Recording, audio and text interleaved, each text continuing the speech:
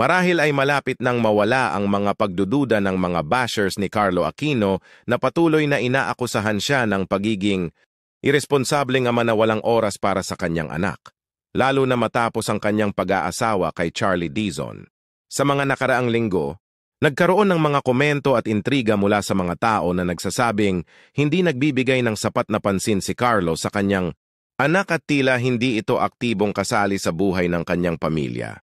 Ngunit sa kanyang pinakabagong Instagram post, ipinakita ni Carlo ang katotohanan sa pamamagitan ng isang serye ng mga larawan na nagpapakita ng kanyang dedikasyon at pagmamahal sa kanyang anak. Ang post na ito ay tila isang pagwawaksi sa mga negatibong pahayag at mga akusasyon na nagpapalabas na siya ay hindi naglalaan ng oras para sa kanyang anak. Ang mga larawan na ibinahagi ni Carlo ay tiyak na makapagbibigay liwanag sa mga tumutuligsa sa kanya at magpapatunay ng kanyang tunay na pagkakakilanlan bilang isang ama.